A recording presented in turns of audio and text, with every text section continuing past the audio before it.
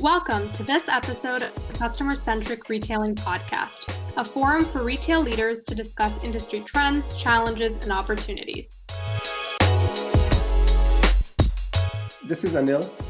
And this is Fabi, and each episode we invite some of the brightest minds in the industry to discuss the future of customer centricity, with topics ranging from the rise of e-commerce to brick-and-mortar operations, to omni-channel technology to retail culture, and how all of these elements come together to create customer-centric retailing.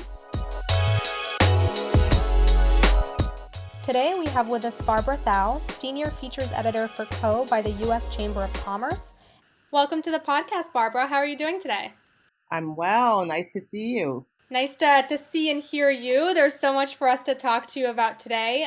But just to start us off, could you just kind of briefly walk our audience through your exciting career in this industry and kind of what attracted you to the industry in particular?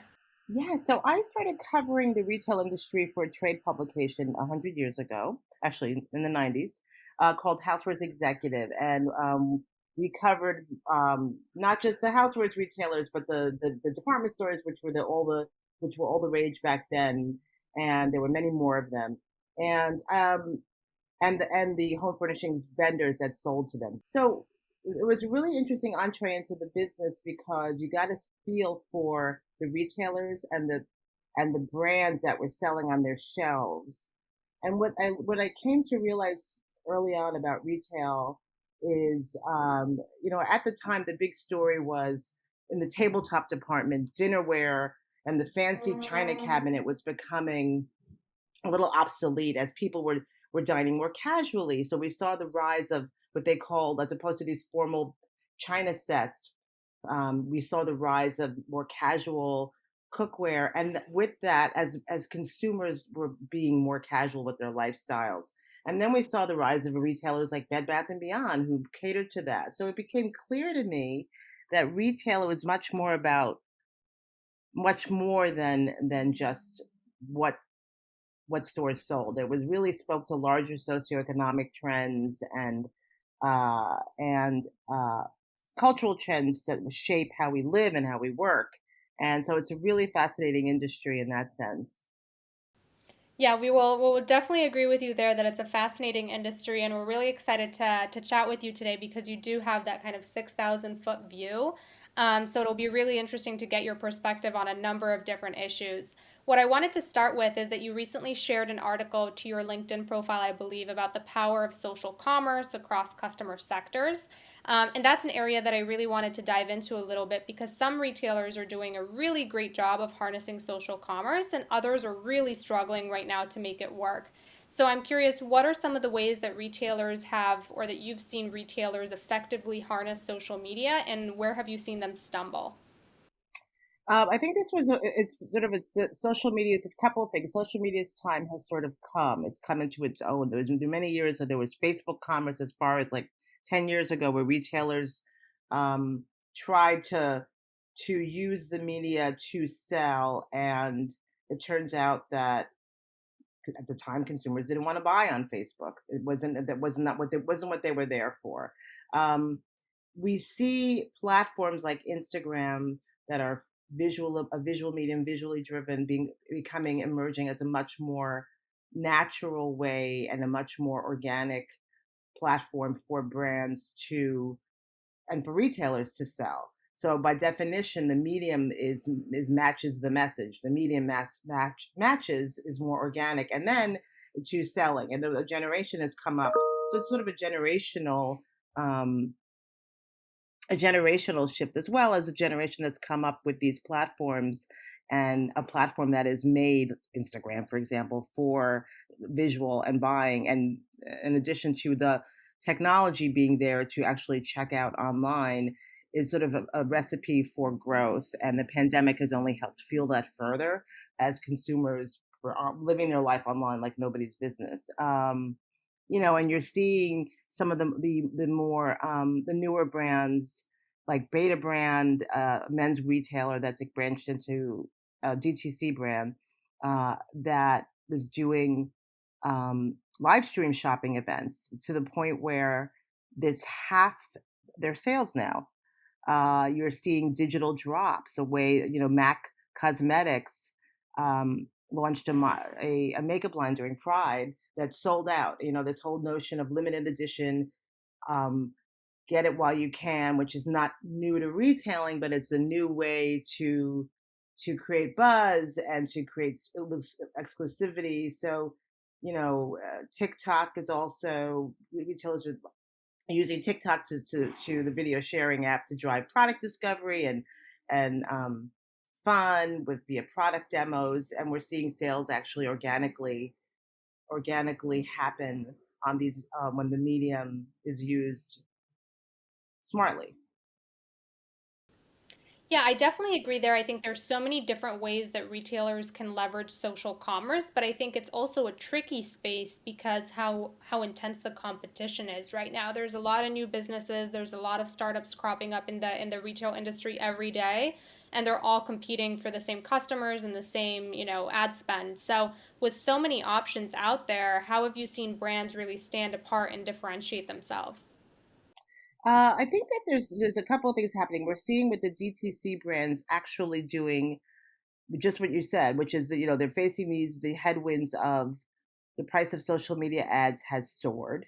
Um, the e-commerce space has become incredibly crowded, and we're seeing them actually moving into stores. And what needs to be always remembered is even though there's so much talk about online is still not the majority of sales in the US retail market. Brick and mortar stores still account for over 80% of sales. And if you really want to scale a business and you're not Amazon, how do you do that? So there's really so in terms of differentiating and it's not a sexy answer, but it's what's happening. You're seeing these brands open their own shops and also expand into national retailers. They're taking the following the Warby Parker and the Allbirds of the world. We're seeing a new crop of brands. I just spoke to the head of Caraway Home, the cookware brand that's expanding into Crate and Barrel. And Winky Lux is a beauty brand that expanded into Target. So that's in terms of differentiation. If you want to get eyeballs, there's nothing that can compete with the foot traffic that these massive retailers have to get exposure and to differentiate by being on the shelf once the brands have built some sort of a following online. And at the same time, for differentiation, you're seeing the bigger legacy retailers and retailers finding different ways to up the convenience factor, right? Like we're in the, in our Uber economy of get it now, get it any way I want, and that only, the pandemic just sort of accelerated trends that have already fomenting. We're seeing more and more ways to provide convenience to the consumer.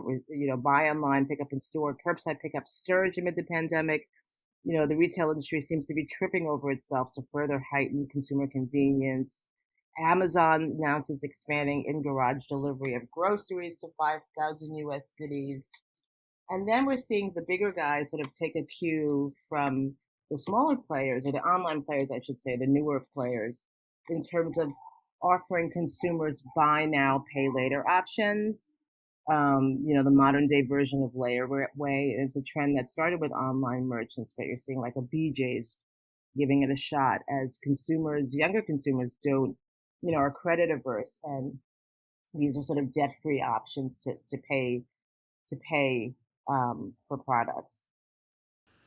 So many kind of different trends there, and I like what you said at the beginning too of kind of that reality check of we talk about e-commerce a lot. It's kind of the sexier thing to talk about in the industry, but really the majority of shopping still happens in person, still happens in store.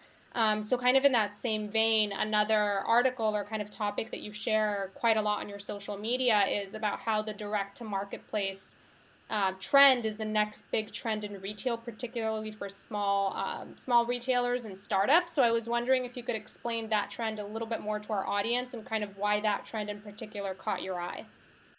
Sure, and I have wonderful, retail reporters and business reporters that have been covering this industry for so long that are lucky enough to have on my on feature writing team. One of whom is Joan Burden, who's like a retail reporter extraordinaire, and she picked up on this trend which is the idea that the GTC brands were sort of looked at as the path to e-commerce growth, but we're spotting, and she spotted this whole, not marketplaces are this, but not just marketplaces. Etsy is one type of marketplace that has had sort of a real moment now, but also this kind of ecosystem of marketplaces from Google to Amazon to Facebook, becoming major platform for smaller retailers to grow their business at a low cost.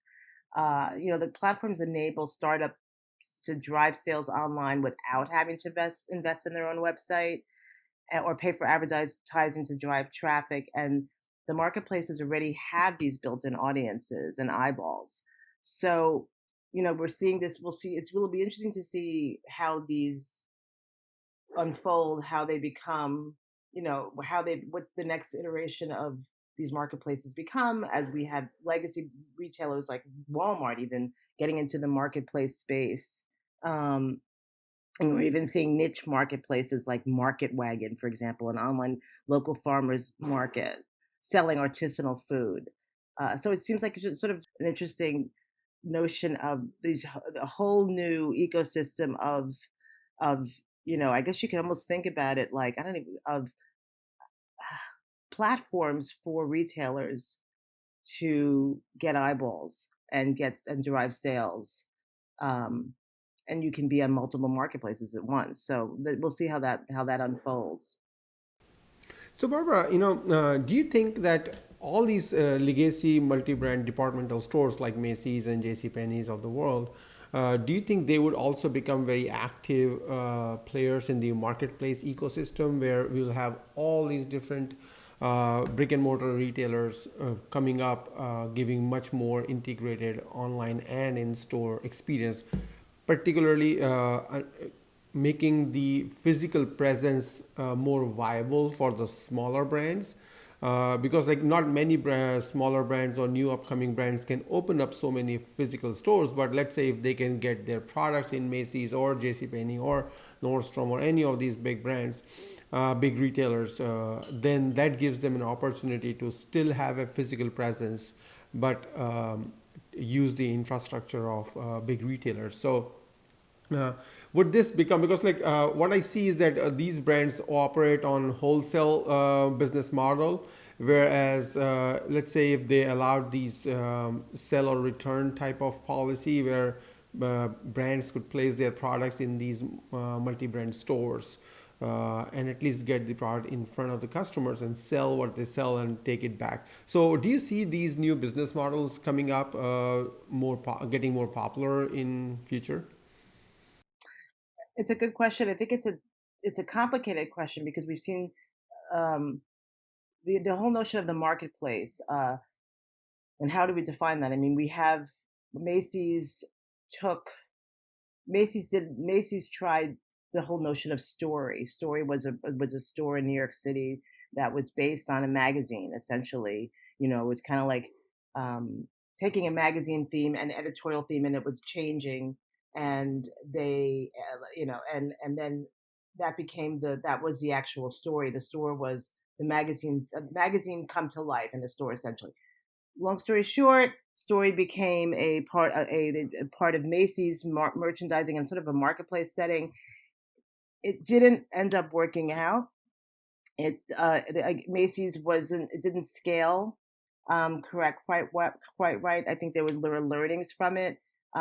We see Target, on the other hand, has had a lot of success, and Nordstrom too, with taking direct to consumer brands and um, giving homes for them in their stores. So that has been a growing trend.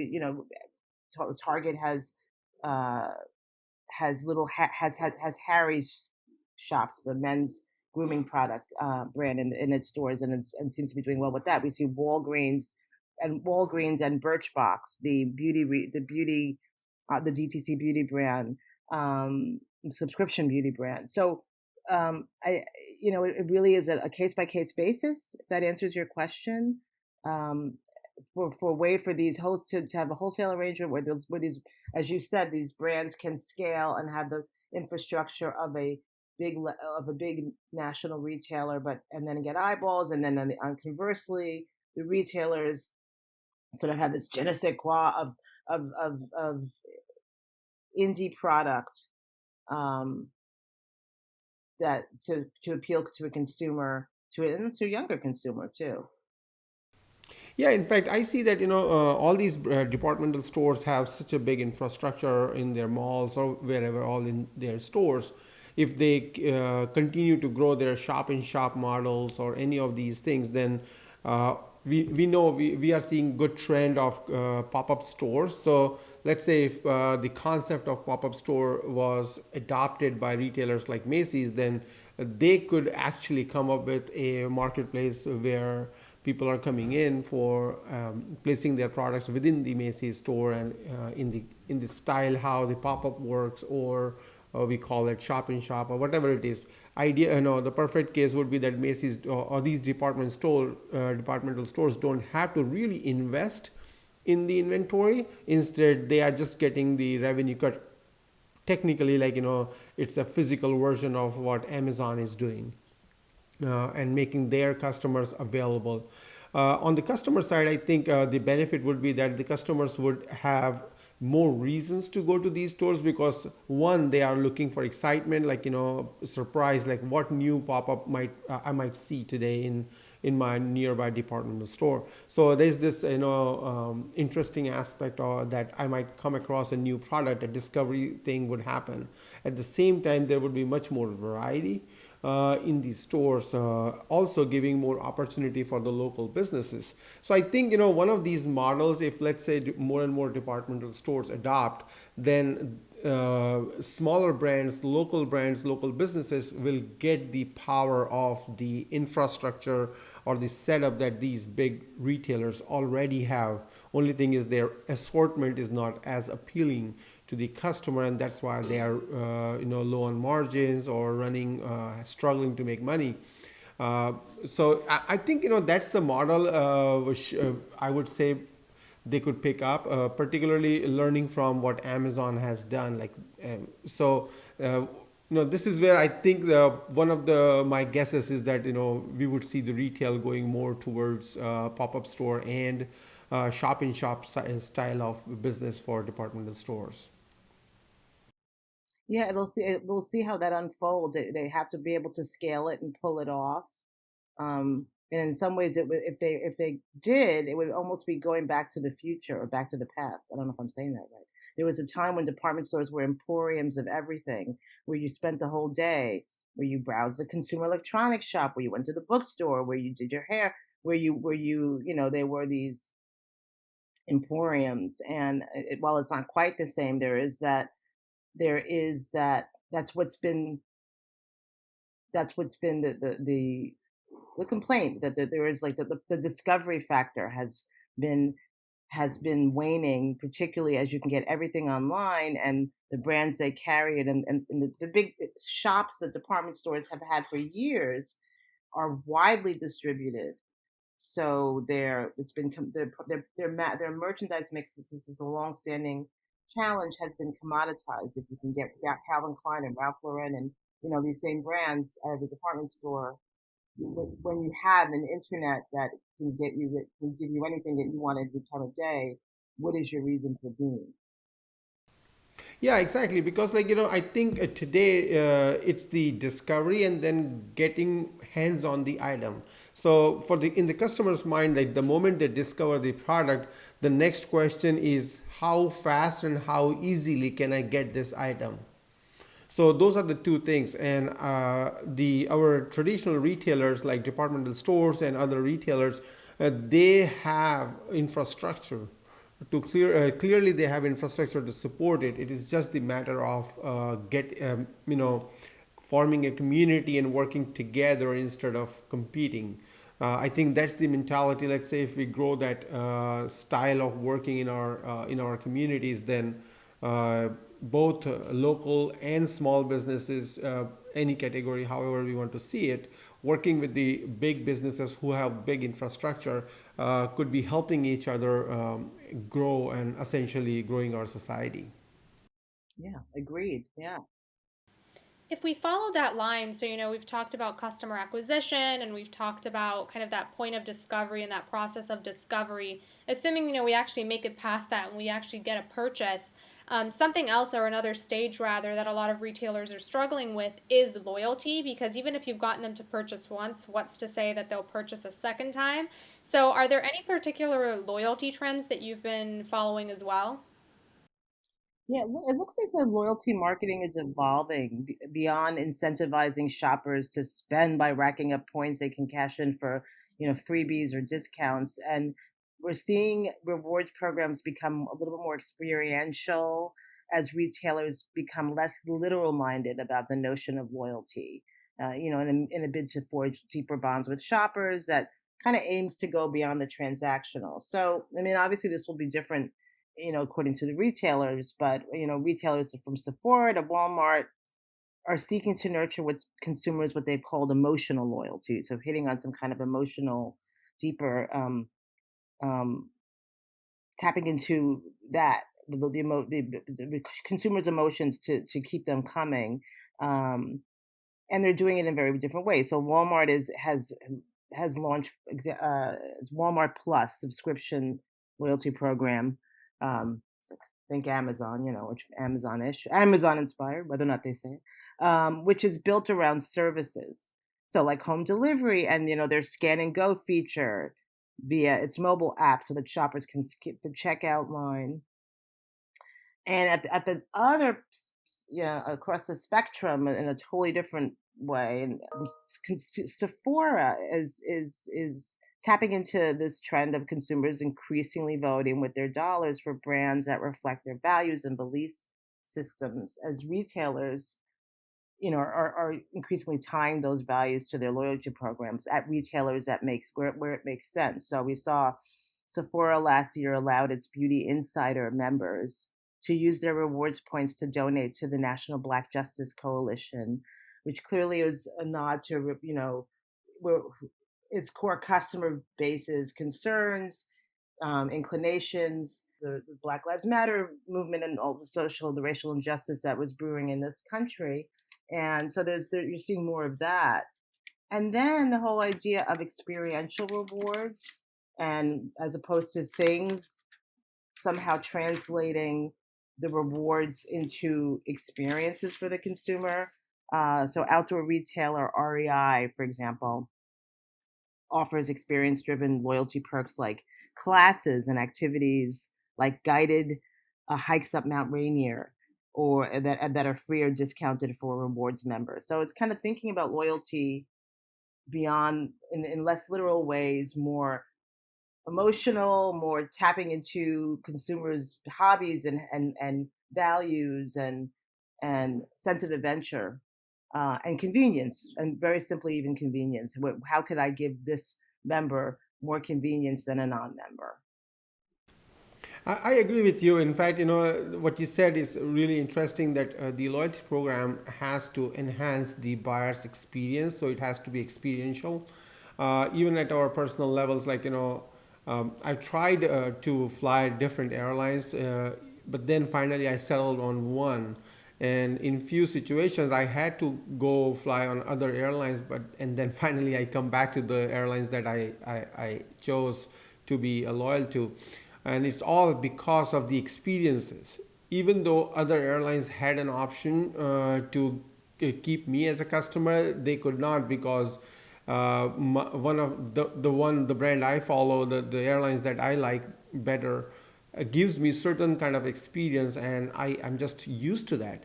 So similarly for retailers, like you said, having these different services that customers want, or start liking, actually keeps them with you, because experiences are more habit forming. And same is for, but at the same time there is no excuse. You have to have a good quality products you are selling. So as long as the product is good, but then it converts into a really good experience, which makes it memorable, only then we actually keep the customer, and customer would be loyal. There's nothing like, you give them a certain loyalty points, or you give them certain dollars back, and you would keep them. Means like that money will not get you to buy the customer. It's the experience which will keep them. Agreed. People say, what is that expression? You'll never remember. I can't remember to botch this, but you won't remember what the gift they gave you that somebody gave you, but you'll remember how they made you feel, right? So, yeah. When we're talking about experiences in general, we all know that behind a great experience, there's usually a lot of work that goes behind it, and there's a lot of tech that goes behind it, particularly in the retail industry. So, how do you think retailers are leveraging tech to better engage with their audience? What ways have you seen retailers really embed tech within their systems to really actually foster that sense of loyalty from the first interaction with the brand? Yeah, all the behind the scenes, right? That makes this all happen. When retailers are using and they continue to use analytics and advanced analytics, AI, to personalize their loyalty strategies. So, and we're seeing more examples of relevant offers at, contextually relevant offers, and offers that speak to. I mean, it sounds so general, but it's still something that we see retailers not getting right. It's just it's a challenge, and unable to scale always. But that seems to be improving. So, Weiss Markets, the supermarket, is leveraging artificial intelligence to understand which particular promotions and pricings to use for specific customer segments, and then scaling that. And then in terms of contextually relevant offers, um, Hershey's has done gone and spent a lot of time on on delivering consumers options, in the grocery aisle where they make sense, and where they're, and just to sort of to push, online, to push sales that are relevant to their buying in the moment. So, for example, that could mean texting a consumer, waiting, not just Hershey's, but food brands, I should say, and a consumer waiting at the supermarket to pick up their online order, and offer that complements what's in their digital shopping cart. So, like a 50% off peanut butter coupon, for example, when they've purchased bread and jelly. This notion of being, offers that speak to consumers in real time, and that that more closely reflect their shopping patterns, their buying, and not what they've already bought, you know, uh, but are complementary to what they bought. So, really contextually relevant offers, and offers and using an AI to get better and better at it. Yeah, I like what you said there about the complimentary offers, right? So not being annoying by, popping up all the time and offering more products, but really offering it in such a way that you're improving the experience, you're improving the probability that they're really going to enjoy the items that they buy.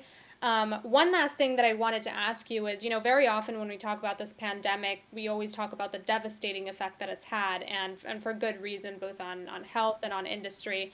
But as we wrap up the episode, I wanted to ask if, in your opinion, there are any silver linings, particularly for the retail industry, of this pandemic and what we've been able to learn in the past year.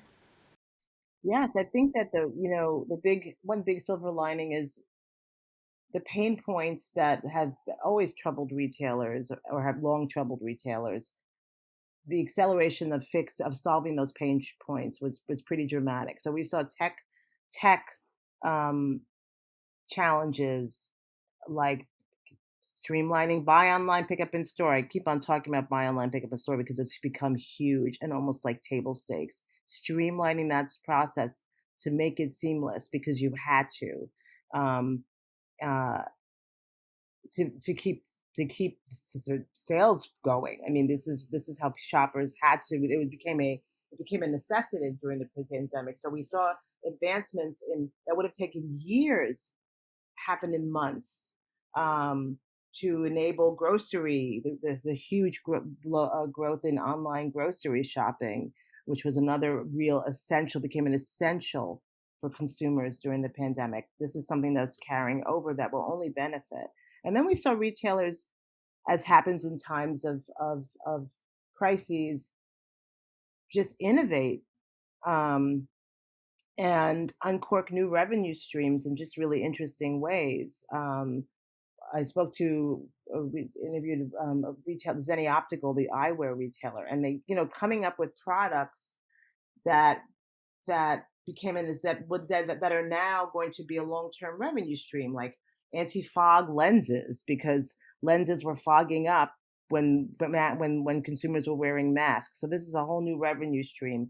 We saw the restaurant industry and restaurant chains come up with virtual only dining concepts where that they're opening, so like a Panera or I believe, I don't want to I'm forgetting, I don't want to get the retailer wrong. There's a few retailers that have actually expanded on these concepts where it's just a delivery model and there's another revenue stream. So really being inventive and then finding just a whole new business driver and way to serve the consumer that speaks to today's consumer. Yeah, completely agree with you there. I think the silver lining for me has definitely been kind of this ratcheting up of the pace of innovation and seeing retailers really invest in technology and maybe they wouldn't have for a few years, and they're really improving their customer experience. So, although there has been so much of a downside, that's been kind of the silver lining that I've definitely seen in the retail industry. I think we can leave it there for this episode. We covered a lot of ground, and we want to thank you so much for joining us today. But before we let you go, are there any updates or sneak peeks that you want to share with our audience, and kind of what's the best way for them to keep up with you in the future?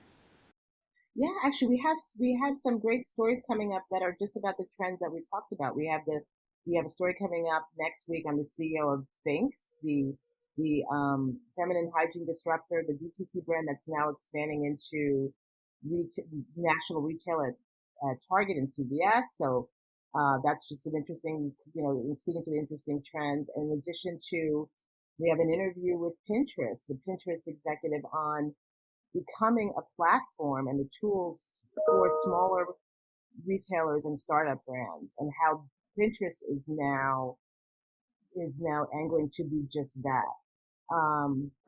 You can find me on Co, and it's Co by U.S. Chamber of Commerce. So we're what is our I can it's you can find us online, and we're based in New York City, but we are of the Chamber of Commerce in DC. So we're here in New York, where so much of the business is, and which is great.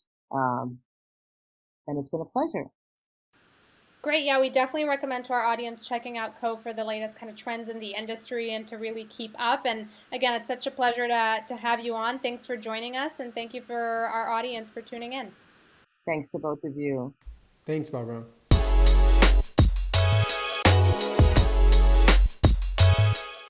That's it for this episode of the Customer Centric Retailing Podcast, featuring our special guest, Barbara Thau. As a senior features editor, Barbara often views the retail industry from above, observing the trends as they occur. Right now, it's all about the experience that retailers are able to provide to their customers, taking it a step beyond purchase and focusing on loyalty. If you like what you heard, you can subscribe on Apple Podcasts, Spotify, and Google Podcasts. Please rate and review and recommend to a friend or fellow retail fanatic. This podcast is brought to you by Hot Wax Commerce.